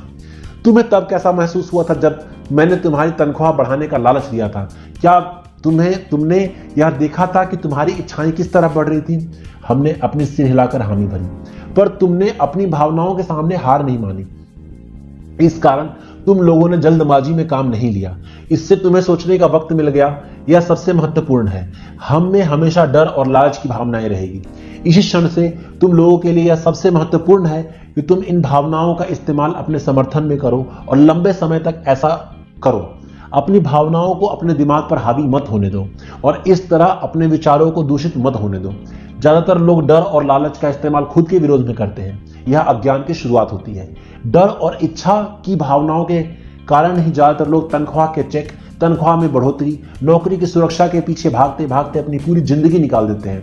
असल में वे सोचते ही नहीं है कि भावनाओं के आधार पर बने हुए ये विचार उन्हें किस तरफ ले जा रहे हैं। यह तो वही बात हो गई जिसमें गाड़ी खींचने वाले गधे के सामने उसका मालिक गाजर लटकाए रखता है, जो ठीक उसके नाक के नीचे होती है। गधे का मालिक जहां चाहता है वहां जाता है, परंतु गधा तो लालच के कारण भाग रहा है। कल गधे के लिए दूसरी नई गाजर आ जाएगी और गधा उसका पीछा करने लग जाएगा। आपके कहने का मतलब है कि जिस समय मैंने नए बेसबॉल ग्लव्स, कैंडी और खिलौने के सपने देखना शुरू किया, उस समय मेरी हालत उसी गधे की तरह हो गई थी जो गाजर के पीछे भागता है, माइक ने पूछा। हाँ, और उम्र के साथ तुम्हारे खिलौने भी ज्यादा महंगे होते जाएंगे। अपने दोस्तों पर रौब झाड़ने के लिए एक नई कार, एक नाव और एक आलीशान घर, अमीर डैडी ने मुस्कुराकर कहा। डर आपको दरवाजे के बाहर धक्का देता है, इच्छा आपको अंदर बुलाती है, आपको चट्टानों की तरह ललचवाती है, और यही जाल है। तो इसकी काट क्या है, माइक ने पूछा। डर और इच्छा अज्ञान की वजह से बढ़ते हैं। इसलिए अमीर लोगों के पास जितना ज्यादा पैसा होता है, उतना डर भी उनका ज्यादा बड़ा होता है। धन ही गाजर है, यह भ्रम है। अगर गधा पूरी तस्वीर देख सकता तो शायद वह गाजर का पीछा करने के बजाय अपने फैसले पर दोबारा सोचता। अमीर डैडी ने आगे यह समझाया कि अमीर आदमी की जिंदगी अज्ञान और ज्ञान के बीच होने वाला संघर्ष है। उन्होंने बताया कि एक बार कोई आदमी खुद के बारे में ज्ञान की खोज करना बंद कर देता है, तब उसकी जिंदगी अज्ञान में घुस जाती है। यह संघर्ष हर पल होता है। इसलिए हमें यह फैसला करना है, यह सीखना है कि अपने दिमाग को खुला रखा जाए या इसे बंद कर लिया जाए। देखो, स्कूल बहुत ज्यादा महत्वपूर्ण है। आप स्कूल इसलिए जाते हैं ताकि वहां कोई कला, व्यवसाय सीख सकें और इस तरह से आप समाज में योगदान दे सकें। हर समाज में शिक्षक, डॉक्टरों, मैकेनिकों, कलाकारों, रसोइयों, व्यावसायिक लोगों, पुलिस ऑफिसरों, दमकल कर्मियों और सिपाहियों की जरूरत होती है। स्कूल उन्हें यह सब सिखाते हैं ताकि हमारा समाज विकसित हो सके, हमारा संस्कृति समृद्ध हो सके, अमीर डैडी ने कहा। दुर्भाग्य से कई लोगों के लिए स्कूल शिक्षा का अंत होता है, शुरुआत नहीं। एक लंबी खामोशी छाई रही। अमीर डैडी मुस्कुरा रहे थे। उस दिन उन्होंने जो कहा था वह हमें पूरी तरह नहीं समझ पाया था, परंतु ज्यादातर महान शिक्षकों के शब्द सालों तक हमें सिखाते रहते हैं। उनके शब्द आज इसी तरह आज ही मेरे साथ हैं। मैं आज थोड़ा निर्मम हुआ, अमीर डैडी ने कहा। एक वजह से निर्मम हुआ। मैं चाहता था कि तुम लोगों को आज की यह चर्चा हमेशा याद रहे। मैं चाहता हूं तुम लोग हमेशा मिसेस मार्टिन के बारे में सोचो। मैं चाहता हूं कि तुम लोग हमेशा उस गधे के बारे में सोचो। इन्हें कभी मत भूलना। अगर तुमने अपनी समझदारी से उन्हें काबू नहीं किया तो डर और लालच की दुनिया तुम्हारी दोनों भावनाओं को तुम्हारी जिंदगी के सबसे बड़े जाल में फंसा सकती है। अपनी जिंदगी को डरते डरते गुजारना, अपने सपने को पूरा न करना निर्ममता है। यह भी निर्ममता है कि पैसे के लिए कड़ी मेहनत की जाए और यह सोचा जाए कि पैसे से खरीदी गई चीजें सुख दे सकती है। बिल चुकाने के डर से घबराकर आधी रात को जागना जीने का एक भयानक नजरिया है। तनख्वाह के हिसाब से जिंदगी जीना भी कोई जीना है। यह सोचना कि कोई नौकरी आपको सुरक्षा का एहसास दे सकती है, खुद से झूठ बोलना है, यह निर्ममता है। और यही वह जाल है जिससे मैं तुम्हें बचाना चाहता हूं। मैंने देखा है कि पैसा किस तरह लोगों की जिंदगियों को चलाता है। ऐसा अपने साथ मत होने देना। भगवान के लिए पैसे को अपनी जिंदगी मत चलाने देना। हमारी मेज के नीचे सॉफ्टबॉल आ गई। अमीर डैडी ने उसे उठाया, वापस खिलाड़ियों के पास फेंक दिया। तो अज्ञान का लालच, डर और डर से क्या ताल्लुक है? मैंने पूछा। यह पैसे का अज्ञान ही है जिसकी वजह से इतना लालच और इतना डर पैदा होता है, अमीर डैडी ने कहा। मैं तुम्हें कुछ उदाहरण देता हूं। एक डॉक्टर जो अपने परिवार को ज्यादा खुशियां देना चाहता है, अपनी फीस बढ़ा देता है। उसकी फीस बढ़ने से स्वास्थ्य सुविधाएं हर एक के लिए महंगी आती है। अब इससे गरीब लोगों को सबसे ज्यादा नुकसान पहुंचता है, इसलिए गरीब लोगों का स्वास्थ्य अमीर लोगों से ज्यादा बुरा होगा। अब चूंकि डॉक्टरों ने अपनी फीस बढ़ा दी है, इसलिए वकील भी अपनी फीस बढ़ा देते हैं। चूंकि वकीलों ने अपनी फीस बढ़ा दी है, इसलिए स्कूल टीचर भी अपनी तनख्वाह बढ़वाना चाहते हैं, जिससे हमारा टैक्स बढ़ता है और यह सिलसिला अनंत काल तक यूं ही चलता रहता है। जल्दी ही अमीर और गरीब लोगों के बीच इतना भयानक अंतर हो जाएगा कि प्रलय आ जाएगी, एक और महान सभ्यता धराशायी हो जाएगी। महान सभ्यताएं तभी धराशायी हुई है जब अमीरों और गरीबों के बीच का फासला बहुत ज्यादा हो गया है। अमेरिका भी उसी रास्ते पर चल रहा है। इससे यह साबित होता है कि इतिहास अपने आप को दोहराता है, क्योंकि हम इतिहास से कुछ नहीं सीखते हैं। हम केवल ऐतिहासिक तारीखों और नाम को रटते हैं, उनसे सबक को भूल जाते हैं। क्या कीमतें नहीं बढ़नी चाहिए? मैंने पूछा। अच्छी तरह से चल रही सरकार और एक शिक्षित समाज में तो नहीं। कीमतें दरअसल कम होनी चाहिए। जाहिर है ऐसा केवल सिद्धांत में ही हो सकता है। कीमतें अज्ञान से पैदा हुए डर और लालच के कारण बढ़ती हैं। अगर स्कूलों में धन के बारे में सिखा दिया जाता तो लोगों के पास ज्यादा पैसा होता, बाजार में कीमतें भी कम होती। परंतु स्कूल में सिर्फ पैसे के लिए काम करना सिखाया जाता है, पैसे की ताकत का इस्तेमाल करना नहीं सिखाया जाता। परंतु हमारे यहाँ बिजनेस स्कूल भी तो है, माइक ने कहा। क्या आप मुझे अपनी मास्टर्स डिग्री के लिए बिजनेस स्कूल जाने के लिए प्रेरित नहीं कर रहे? हाँ, अमीर डैडी ने कहा। परंतु अक्सर ऐसा होता है कि बिजनेस स्कूल ऐसे कर्मचारियों को प्रशिक्षित करते हैं जो परिष्कृत बीन काउंटर्स होते हैं। ईश्वर ही मालिक है जब कोई बीन काउंटर्स बिजनेस संभाल ले।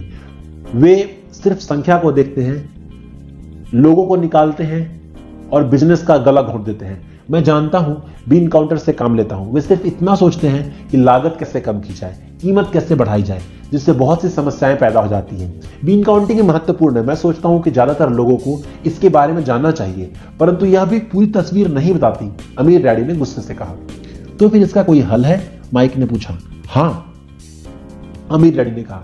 सोचने के लिए अपनी भावनाओं का इस्तेमाल करना सीखो। अपनी भावनाओं के बहाव में आकर मत सोचो। जब तुम लोगों को मुफ्त में काम करने के लिए तैयार हो गए थे तो तुमने अपनी भावनाओं को काबू करना सीख लिया था। तभी मैं समझ गया था कि तुमसे उम्मीद की जा सकती है। जब मैंने तुम्हें ज्यादा तनख्वाह का लालच दिया तब तुमने एक बार फिर अपनी भावनाओं की बात नहीं मानी। तुम ताकतवर भावनाओं के बावजूद सोचना सीख रहे थे। यह पहला कदम था। यह कदम इतना महत्वपूर्ण क्यों है? मैंने पूछा। यह तुम अपने आप जान जाओगी। अगर तुम सीखना ही चाहते हो तो मैं तुम लोगों को ब्रायर पैच में ले जाऊंगा। यह वह जगह जहां लोग बचते हैं। मैं तुम्हें उस जगह ले जाऊंगा वहां जाने में लोगों को डर लगता है। अगर तुम मेरे साथ जाओगे तो तुम्हारे मन से पैसे के लिए काम करने का विचार निकल जाएगा। इसके बजाय तुम यह सीखोगे कि पैसे से कैसे काम लिया जा सकता है। और अगर हम आपके साथ जाते हैं तो हमें क्या मिलेगा? अगर हम आपसे सीखने के लिए तैयार होते हैं तो हमें क्या मिलेगा? मैंने पूछा। ये वही ब्रायर रैबिट को मिला था, अमीर डैडी ने कहा। टार बेबी से आजादी। ऐसा कोई ब्रायर पैच होता है क्या? मैंने कहा। हाँ, डर और लालच ही ब्रायर पैच है। अपने डर से पीछा छुड़ाकर, अपने लालच का सामना करके, अपनी कमजोरियों और जरूरतों को पहचान कर ही हम बाहर निकलने के रास्ते तक पहुंच सकते हैं। और बाहर निकलने का रास्ता हमारे दिमाग से होकर गुजरता है, सही विचारों को चुनने से। विचारों को चुनने से? माइक ने आश्चर्यचकित होकर पूछा। हाँ, इस विचार को चुनकर हम क्या सोचेंगे, बजाय इसके कि हम अपनी भावनाओं में बहकर लगातार प्रतिक्रिया करते रहें। सुबह उठने और काम पर जाने से ही आपकी समस्याएं नहीं सुलझ जाती, क्योंकि बिल चुकाने के लिए पर्याप्त पैसा ना होने का डर आपको सताता रहेगा। सोचने से आप खुद से एक सवाल पूछने का समय मिलता है। इस तरह का सवाल, क्या इस समस्या का सबसे बढ़िया समाधान इस पर और ज्यादा मेहनत करना है? ज्यादातर लोग इतनी बुरी तरह घबराए होते हैं कि वे खुद अपने आप को असली बात नहीं बताते कि डर हावी हो रहा है, और नतीजा यह निकलता है कि वो सोच ही नहीं पाते और इसके बजाय दरवाजे से बाहर दौड़ लगा देते हैं। टायर बेबी हावी हो जाती है और विचार चुनने से मेरा मतलब यही था। पर हम इसे किस तरह करेंगे? माइक ने पूछा। यही तो मैं तुम्हें सिखाने वाला हूं। मैं तुम्हें सिखाऊंगा कि तुम्हारे पास चुनने के लिए विचारों के विकल्प होने चाहिए, ताकि तुम हड़बड़ी में अपना काम करने से बच सको। जैसे अपनी सुबह की कॉफी पीकर बाहर के दरवाजे से दौड़ लगाने की आदत से। मैंने तुमसे पहले जो कहा था उसे याद रखो। नौकरी दीर्घकालीन समस्या का अल्पकालीन समाधान है। ज्यादातर लोगों के दिमाग में सिर्फ एक समस्या होती है और यह थोड़े समय की होती है। यह समस्या होती है महीने के आखिर में चुकाए जाने वाले बिल, यानी टार बेबी। अब पैसा उनकी जिंदगी को चलाता है, या मैं यह कहूं कि पैसों को लेकर उनका डर और अज्ञान उनकी जिंदगी को चलाते हैं, तो वे यही करते हैं जो उनके माँ बाप ने किया था। सुबह उठो और पैसे के लिए काम करो। वे इतना समय भी नहीं निकाल पाते कि यह सोच सके कि क्या कोई दूसरा तरीका है। इस वक्त वे दिल से सोचते हैं, दिमाग से नहीं। दिल से सोचने और दिमाग से सोचने में क्या फर्क होता है, माइक ने पूछा। अमीर डैडी ने जवाब दिया, मैं इस तरह के जुमले अक्सर सुनता हूं। हर आदमी को काम करना पड़ता है, या अमीर लोग शोषक होते हैं, या मैं दूसरी नौकरी ढूंढ लूंगा, मेरी तनख्वाह बढ़नी चाहिए, आप इस तरह मेरा शोषण नहीं कर सकते, या मैं इस नौकरी को इसलिए पसंद करता हूं क्योंकि यह सुरक्षित है। इसके बजाय हमें यह कहना चाहिए, क्या यहां ऐसा कुछ है जो मुझे नहीं मिल रहा है। इस तरह भावना पर आधारित हमारे विचारों की जंजीर टूट जाएगी और हमें ज्यादा अच्छे तरीके से सोचने का मौका मिल जाएगा। मुझे मानना ही पड़ेगा कि मेरे लिए यह सबक एक महान सबक साबित होगा। यह जानना कि कब कोई आदमी दिल से बोल रहा है और कब दिमाग से, किसके शब्दों में भावनाएं छुपी है और किसके शब्दों में विचार। यह एक ऐसा सबक था जो जिंदगी भर मेरे काम आया, खास तौर पर जब दिल से अपनी भावनाओं से बोल रहा था, ना कि अपने विचारों या दिमाग से। जब हम स्टोर की तरफ वापस मुड़े तो अमीर डैडी ने यह कहा कि अमीर लोग हकीकत में पैसा बनाते हैं, वे इसके लिए काम नहीं करते। उन्होंने यह भी बताया कि 5 सेंट के सिक्के ढालते समय जब माइक और मैं सोच रहे थे कि हम पैसे बना रहे थे, तो हमारे विचार उसी रास्ते पर चल रहे थे जिस पर अमीर लोग चलते हैं। दिक्कत सिर्फ इतनी थी कि हमारे लिए ऐसा करना गैर कानूनी था। सरकार और बैंकों के लिए ऐसा करना कानूनी था, परंतु हमारे लिए नहीं था। उन्होंने यह भी बताया कि पैसा कानूनी और गैर कानूनी दोनों तरीकों से कमाया जा सकता है। अमीर डैडी ने बाद में हमें यह समझाया कि अमीर लोग जानते हैं कि धन एक भ्रम है जो हकीकत में गधे के सामने लटकी गाजर की तरह होता है। धन के भ्रम के कारण जो डर और लालच पैदा होता है, उसकी वजह से ही अरबों खरबों लोग यह सोचते हैं कि धन असली चीज है। धन दरअसल एक मायाजाल है। जनता के अज्ञान और भरोसे की भ्रम की वजह से ही ताश के पत्तों का यह महल खड़ा हो पाता है। सच कहा जाए तो गधे की गाजर धन से ज्यादा कीमती है, उन्होंने कहा। उन्होंने अमेरिका के गोल्ड स्टैंडर्ड्स के बारे में बात की और बताया कि हर डॉलर का नोट असल में चांदी का प्रमाण पत्र है। उन्हें इस अफवाह से चिंता हो रही थी कि किसी दिन हम लोग गोल्ड स्टैंडर्ड छोड़ देंगे और डॉलर चांदी के प्रमाण पत्र नहीं रहेंगे। जब ऐसा होगा बच्चों, तो कयामत आ जाएगी। गरीब, मध्यम वर्गीय और नासमझ लोगों की जिंदगी बर्बाद हो जाएगी, क्योंकि वे हमेशा यह भरोसा करते रहेंगे कि धन ही असली चीज है और वे जिस कंपनी के लिए काम करते हैं वह कंपनी या सरकार उनका ध्यान रखेगी। उनकी बातें उस दिन हमारी समझ में नहीं आ रही थी, परंतु सालों बाद जाकर यह समझ में आया कि यह बड़े पते की बात थी। वह देखना जो दूसरे नहीं देख पाते।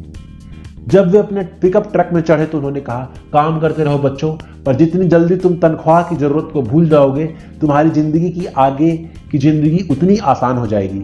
अपने दिमाग का इस्तेमाल करो, मुफ्त में काम करो, जल्दी ही दिमाग तुम्हें पैसे कमाने के दूसरे तरीके बता देगा, पर उस तरीकों से तुम इस नौकरी से ज्यादा कमा लोगे। तुम ऐसी चीजें देख पाओगे जो दूसरे लोग कभी नहीं देख पाते। मौका उनकी नाक के नीचे होता है, फिर भी ज्यादातर लोग इन मौका को कभी नहीं देख पाते। इसका कारण यह है कि पैसे और सुरक्षा ढूंढते रहते हैं, इसलिए उन्हें यही मिलते हैं। जिस वक्त तुम एक मौका भांपने में कामयाब हो जाओगे, उसके बाद तुम जिंदगी भर मौका भांप सकते हो। जिस वक्त तुम ऐसा कर लोगे, मैं तुम लोगों को कुछ और बातें सिखाऊंगा। इस बात को ध्यान से समझ लो ताकि जिंदगी के सबसे बड़े जाल से बच सको। वह टार बेबी तुम्हें कभी छू भी नहीं पाएगी। माइक और मैंने स्टोर से अपनी चीजें उठाई और मिसेस मार्टिन से गुड बाय कहा। हम वापस पार्क गए, उसी पिकनिक बेंच पर बैठे और घंटों तक सोचते रहे और बातें करते रहे। हमने अगला हफ्ता स्कूल के बारे में सोचते रहे और बातें करते हुए बिताया। 2 सप्ताह तक हम सोचते रहे, बातें करते रहे और मुफ्त में काम करते रहे। दूसरे शनिवार के आखिर में मैं मिसेस मार्टिन से दोबारा गुड बाय कर रहा था और कॉमिक बुक स्टैंड पे ललचाई नजरों से देख रहा था। हर शनिवार 30 सेंट ना मिलने में सबसे दुखद बात यह थी कि मेरे पास कॉमिक्स खरीदने के पैसे बिल्कुल नहीं थे। अचानक जब मिसेस मार्टिन ने मुझे और माइक को गुड बाय कह रही थी, मैंने उन्हें एक ऐसा काम करते देखा जो इसके पहले कभी नहीं देखा था। मेरा मतलब है कि मैंने इसके पहले उन्हें ऐसा करते देखा तो था, पर उस पर ध्यान नहीं दिया था। मिसेस मार्टिन ने कॉमिक्स के पहले पेज को आधा फाड़ा, उसे संभालकर अपने पास रख लिया। बाकी की पुस्तक को उन्होंने बड़े से भूरे कार्डबोर्ड के डिब्बे में डाल दिया। जब मैंने उनसे पूछा कि क्या वे इन कॉमिक्स का करती है, तो उन्होंने कहा, मैं उन्हें फेंक देती हूँ। जब वह नई कॉमिक्स लाता है तो मैं उसके आधे कवर को क्रेडिट के लिए कॉमिक बुक डिस्ट्रीब्यूटर को दे देती हूँ। वह आधे घंटे में ही आने वाला है।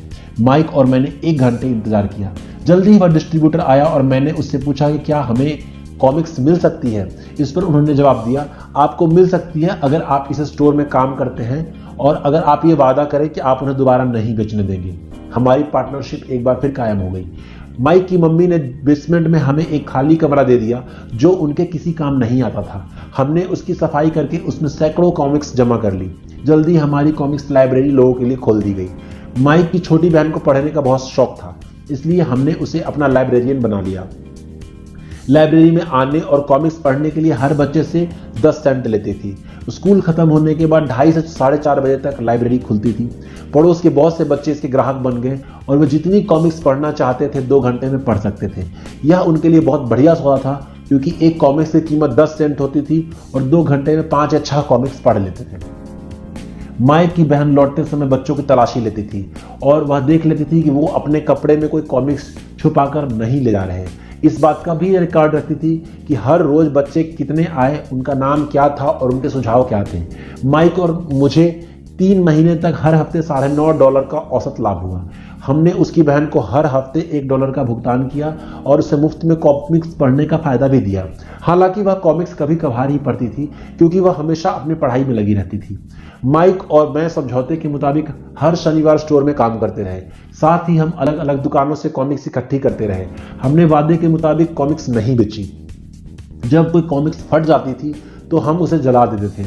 हमने इसकी एक शाखा खोलने की भी कोशिश करी, लेकिन हमें माइक की बहन की तरह मेहनती और भरोसेमंद लाइब्रेरियन नहीं मिला।